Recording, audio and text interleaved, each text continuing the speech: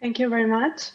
So it's an honor to be here presenting our findings. I'm Ainhoa García, and I'm going to present our poster about patterns of cortical finding in subjective cognitive decline with data from the FACEHBI cohort.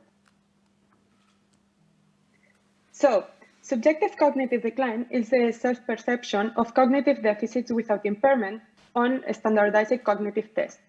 It has been associated with increased risk of subsequent cognitive impairment and dementia. Different studies have estimated that between 50 and 80% of individuals over 70 years old report some kind of complaint in relation to their cognitive performance. And longitudinal follow-up studies of at least 4 years have estimated that 27% of subjects with SCD convert to mild cognitive impairment and 14% to Alzheimer's disease. Therefore, being able to determine which subjects are at risk of conversion is essential and will allow better implementation of appropriate preventive therapeutic measures. Evidence from magnetic resonance imaging studies shows that neurodegenerative changes are already present years before dementia onset.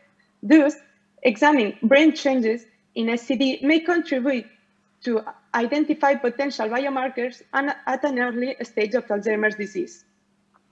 Our aim was to determine patterns of brain cortical atrophy in SCD individuals using a data-driven approach to identify potential biomarkers of future cognitive decline.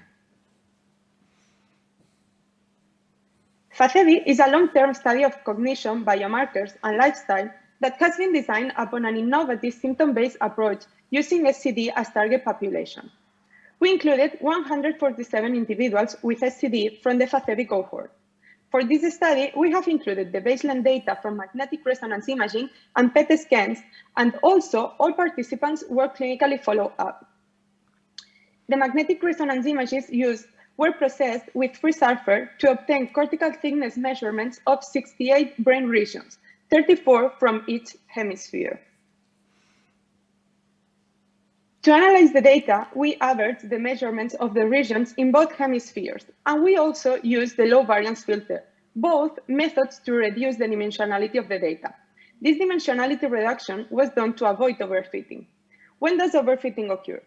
If you have too much information about the observed cases, the model overfits this data, capturing their sterilities too well, and it is unable to generalize what it has learned to new observation. And that is what we call overfitting. The low variance filter consists of choosing variables that explain a percentage of the total variance of the model above a threshold that is determined. This allows the dimensionality of the data to be reduced while we are certain that most of the variance in the problem is preserved. Figure 3 shows the cumulative variance explained by the variables of the problem. Studies show that models that explain at least 50% of the total variance of the problem can be accepted. So, as it can be seen in Figure 3, we need at least 9 variables. Figure 4 shows the change in the slope of the previous curve, and it is convenient to set the threshold at some point before the slope falls.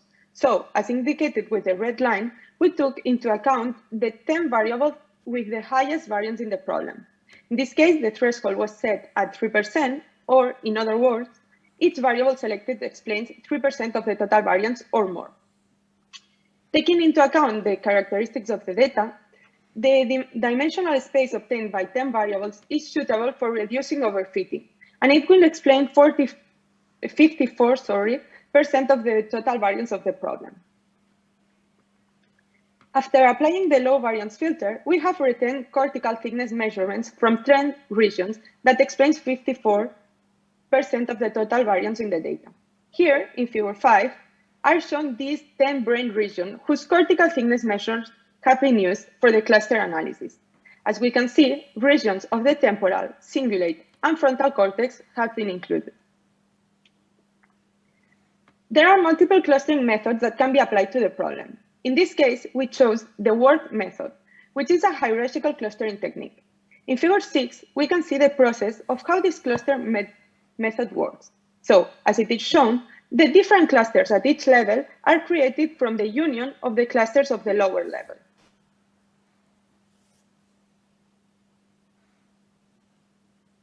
One of the requirements of hierarchical clustering methods is that we must indicate the number of clusters to be obtained.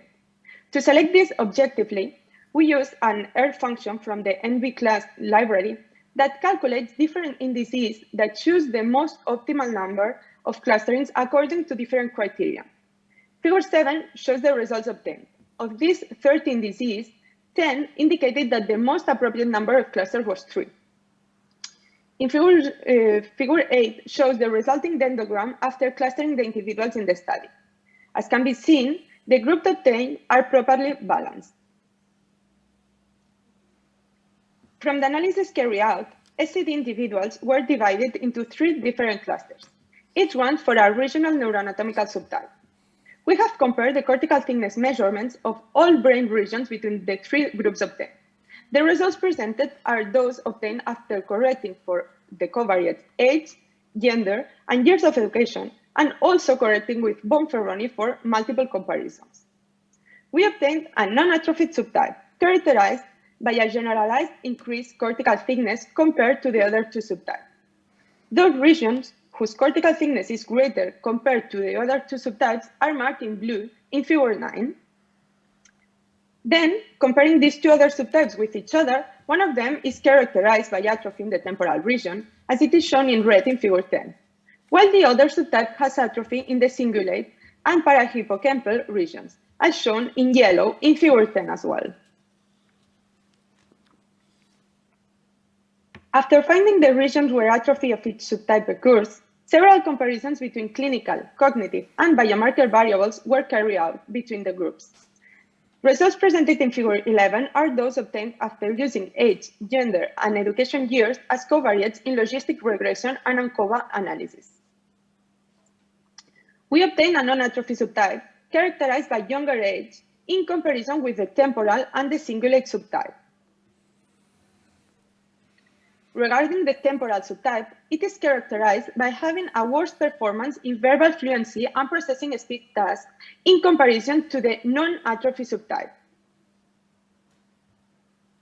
Finally, we have individuals grouped in a cingulate atrophy subtype with worse scores in verbal fluency tests compared with the non-atrophy subtype. Moreover, although not significant, we have found the cingulate subtype showed higher rates of an MCI conversion during the follow-up. At the time the analysis were carried out, the majority of the participants had finished visit 4, and some of them had already completed visit 5. However, we did not find any significant differences between ApoE, E4, and amyloid deposition, nor in the other variables examined. So in conclusion, in this study, we determined 3 distinct patterns of cortical thinning in SCD individuals. First, a non-atrophy subtype was found, whose individuals didn't show relevant cortical atrophy and were significantly younger compared to subjects of the other 2 subtypes. The other 2 subtypes do show cortical atrophy with respect to the group explained before. When we have compared them with each other, we have seen that one showed atrophy in some temporal regions, while the other showed cingulate and parahippocampal atrophy. If we compare clinical, cognitive, and biomarker variables between the temporal subtype and the non-atrophy subtype, individuals from the temporal subtype showed a lower performance in verbal fluency and processing speed tasks.